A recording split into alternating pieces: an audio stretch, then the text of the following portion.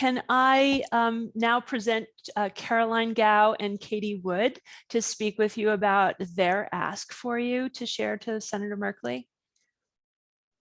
Okay, hello, my name's Cady Wood. Like I said, I'm heavily involved in YMCA's Youth and Gov program. And I heard about the Youth Advocates program through an email list, actually. And so I applied for that, got accepted into it. And so am now Oregon's National Youth Advocate. And I'm just here to talk to you about the Civics Secures Democracy Act. It's got both a House version and a Senate version. I can give you the numbers for that. Senate is S879 and House is HR 114. And so that includes 200 million for nonprofit organizations like the Y to provide civics education and history programming to young people. And I believe Marissa sent you the youth development brief, so it's got some information in there that you can read about. But I want to urge you and Senator Merkley to support it because of the effect it will have on peers, me and my peers in Oregon. It specifically goes to nonprofit organizations like Youth in Government, so I'm going to talk about my experience with that. It has taught me so much about how to be a good citizen and given me tools to see how democracy should work. Like Marissa mentioned, I ran for Oregon Youth Governor and Secretary of State, and I did not win, which is fine because Caroline is lovely and she's doing a great job. But that taught me how to lose well. It gave me tools on how to write a concession speech. I participated in a fair and peaceful election, and this past election cycle has really taught us that those skills are not something to be taken lightly. It is vitally important that we are teaching our youth how to participate in elections well. And the Civic Secures Democracy Act would provide funding to a variety of programs like Youth in Government that would teach students those vital skills about how our government works, as well as how to participate in it well. It's a positive step towards a more educated citizens, and I think it's vital to the continued success of our democratic process. And Caroline, if there's anything you want to add, feel free.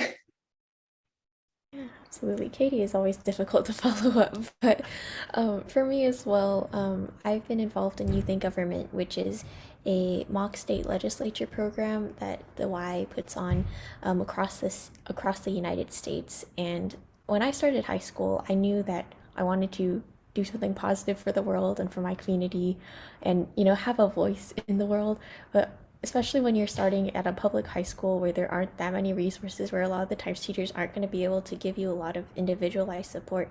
And especially in an area like advocacy and politics that sometimes isn't emphasized enough in school, I didn't really know how to do that.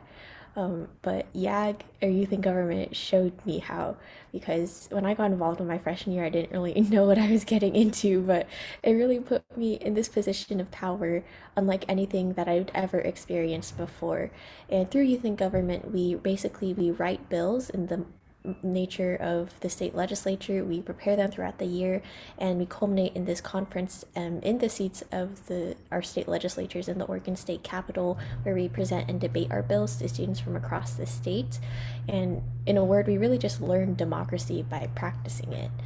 And that is an opportunity that every student deserves to have. And I think that empowerment, the skills I gained from it, the connections I gained with people from across the state who I never otherwise would meet, that really set the foundation for all the other leadership endeavors and advocacy endeavors that I took on throughout high school. And we need to make that opportunity accessible to as many students as possible, not only through nonprofit programs, but also through our civics education in school. And for example, how Oregon and the state level has recently made it a requirement for students to have that civics education. This is a perfect complement, in my opinion, to increase the accessibility of that education, the quality of that education to students from every part of the state and to students across our country. And especially now, as we've seen with the 2020 election, with the attack on the Capitol, with, I know Senator Merkley's big on the filibuster and partisan abuses of the filibuster to prevent Senate action on necessary items. I think we've seen how political polarization, how internal conflict, how just this tumult within our own people and this lack of understanding about basic civics and how to be civil with each other has led to what many perceive as a decrease in the health of our democracy. And I just want to emphasize that we as young people, we aren't just leaders of the future, we're leaders of today. And for us to have a secure future, a secure democracy now and tomorrow, we need young people who are educated in civics and who understand the power that civics has for themselves and for their society.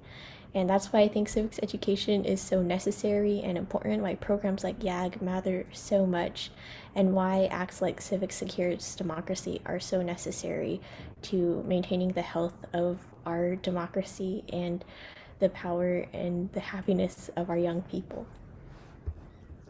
Well, thank you both so much for that. I'm actually so excited about that one because before I joined with Senator Merkley's team, I worked on that bill at the state level. And so I was very proud of that when that passed, and it was really exciting to see. I'm really excited to see what implementation looks like on the state level as well, and excited to learn about the fact that there's federal legislation as well, which I was unaware of. I won't speak to whether Senator Merkley was aware of, and I'm a little bit newer to the team. So this may be something that is on his radar.